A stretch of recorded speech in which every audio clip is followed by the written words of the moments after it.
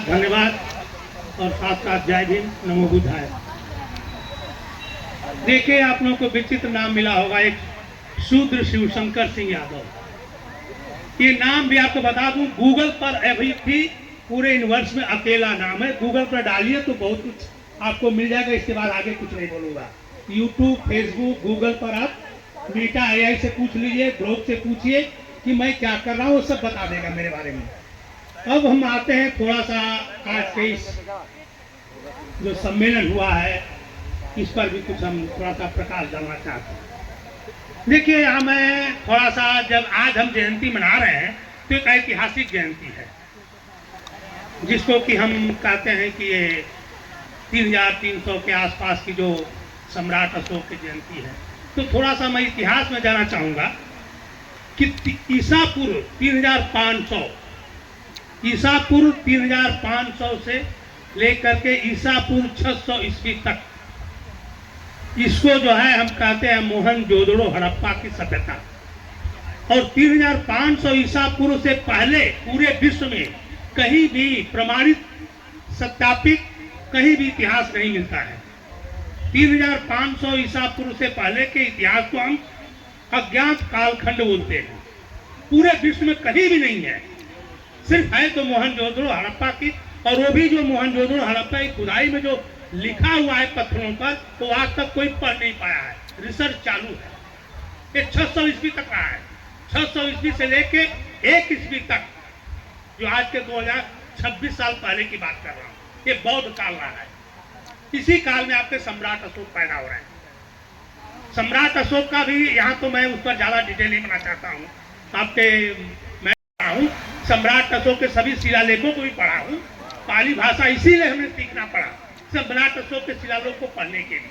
मैं शिलालेख को पढ़ने के बाद मुझे पता चला है कि उस समय तक, सम्राट अशोक के समय तक, न कोई धर्म था, न एक परंपरा थी। बौद्ध धर्म नहीं था, एक परंपरा थी। उसमें धर्म नाम नहीं था। न तो कोई धर्म था, न कोई जाति थी, न कोई वर्ण व्यवस्था थी। एक परंपरा थी। 3 तरह की परंपराएं शिलालेख से मिलता है। एक खेती का मिलता है, एक कारीगरी का मिलता है, एक पशुपालन का। ये 3 ही थे। ये 700 ईस्वी के बाद जो है पतन जब हुआ है, तो मनुस्मृति आ रही है।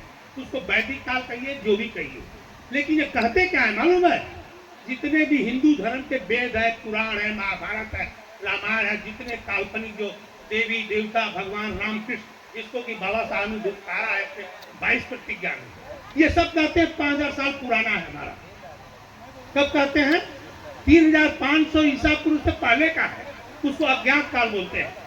अज्ञात काल क्यों बोलते हैं? कोई प्रमाण ही नहीं है, कुछ तथ्य ही नहीं है, कुछ है ही नहीं। अंधेरे में हमने तीर मार दिया, सही लग गया, आज बखान कर रहे हैं। इसलिए हमारे जो जितने देवी देवता, भगवान, पुराण हैं, वो कब के हैं? 5000 साल पुराने हैं। उन्होंने ऐसे ऐसे कल्पना करके दे दिया कि आपको मानना पड़ेगा। मानने लायक चीज है ही नहीं। एक चीज इसके बाद जो है, फिर ये 700 तक जान लिए कि हम लोग बौद्ध थे। इसके पहले क्या रहे हम लोग? सभी बौद्ध थे।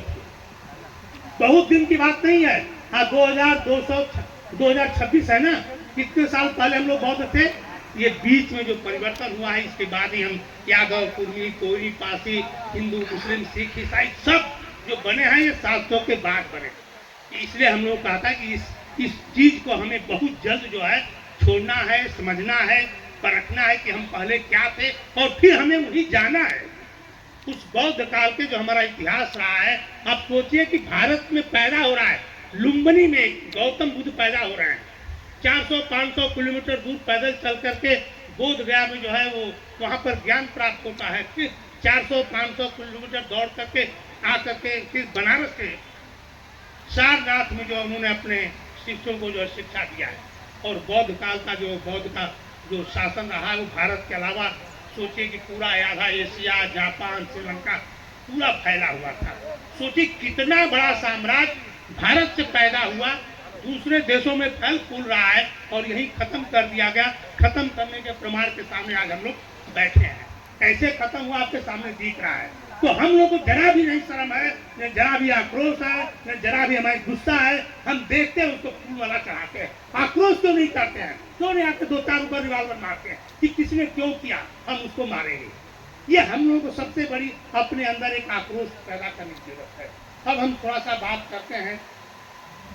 हम भी महाराष्ट्र में आपके 73 में आ गया था।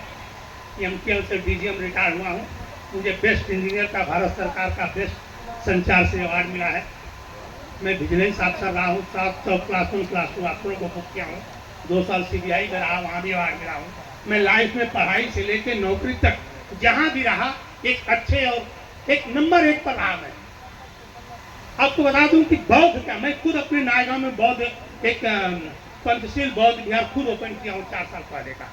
मैं वहां भी देखता हूँ, लेकिन दुर्भाग्य यह है, मैं देखिए यहाँ खोला तो हूँ, लेकिन मैं खोल के पछता भी रहा।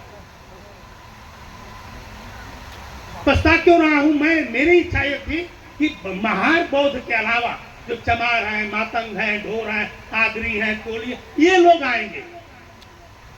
कितना कोशिश किया, कितना प्रयास किया, न हमारे लोग उनके पास जा रहे हैं, न वो हमारे पास आ रहे हैं।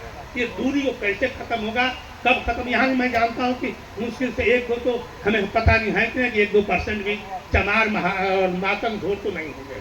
भले OBC हो जाएंगे, उत्तर भारत के लोग 50-100 लोग होंगे, भी मैं मानता हूँ। उत्तर भारत के होंगे, यहाँ जरूर होंगे, हर जगह। कि उत्तर भारत में जितना तेजी से बौद्ध फैल रहा है, ये मत समझिए कि बौद्ध दीक्षा लेना ही एक बौद्ध बनना है। अगर हिंदू धर्म का जो आदमी तर्कशील हो गया, तर्कवादी हो गया, तर्क करने लगा, वो बौद्ध हो गया। कोई दीक्षा लेने की जरूरत नहीं है। हमारा मिशन है पहले शिक्षा, बाद में दीक्षा। अगर सही शिक्षा मिल गई तो दीक्षा की जरूरत ही नहीं है। मैं थोड़ा सा बौद्ध के बारे में बताता हूँ। देखिए, गौतम बुद्ध का एक पहला चीज है अत दीपो भव। अत दीपो भव का ये पूरे आप कहीं भी किसी को भी बताइए, इवन ब्राह्मण को भी, क्षत्रिय को बताइए ना, तो बहुत प्रभावित होता है। हम बताते नहीं।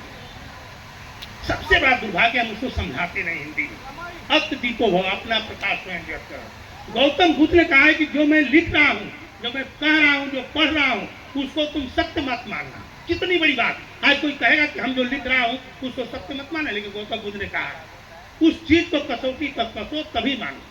एक बहुत बड़ी बात है। अत दीपो भव पूरा सारांश है बौद्ध धर्म का। दूसरी बात है सत्य हिंसा। अब तीसरी जो बात है, जो गौतम बुद्ध के जो जिसको हम त्रिन रत्न कहते हैं, आप जिसको की बड़ी लंबी चौड़ी आप पाली भाषा में बोलते हैं, मुझे तो भी ऐतराज। हम तो अपने यहाँ ज्यादा बौद्ध बिहार में उत्तर भारत के लोग आते हैं, तो हम सब हिंदी में बताते हैं, क्योंकि उनको पाली समझ में आता ही नहीं। हिंदी में समझाते हैं, समझ जाते हैं। तो पहले है कि बुद्ध के शरण में जाओ, बुद्धि के शरण में जाओ। दूसरा है बौद्ध धर्म के शरण में जाओ। तीसरा है संगम, संगठन में जाओ। इसी को बाबा साहब ने 3 कहते हैं ना, शिक्षित करो, संगठित रहो, संघर्ष करो। इसके बाद फिर जो है आपके 4 यूनिवर्सल सत्य है, उसको आर्य सत्य आप बोलते हो। दुख है, दुख है। अगर आप इंसान पैदा, दुख है। मैं कोई हिंदी में समझा रहा हूँ तो गलत तो नहीं बोल रहा हूँ ना, क्योंकि आप लोगों को पाली में आदत है। दुख है, दुख है, ये 100% यूनिवर्सल सत्य है। तो फिर दुख का कारण है। कारण तो बहुत बड़ा प्रॉब्लम हो रही है, मैं देखता हूँ। मेरा रिसर्च है, कारण पर ये होता है। जो कारण है, यानी कि आपके परिवार में माँ बीमार है, बाप बीमार है, पति बीमार है, कोई ना कोई तकलीफ है, कोई ना कोई का एक्सीडेंट हुआ, कुछ भी हो गया, तो सबसे पहले कारण ढूंढिए आप। और कारण किसमें ढूंढिए? अपने आप में। सबसे पहले कारण कहाँ ढूंढिए?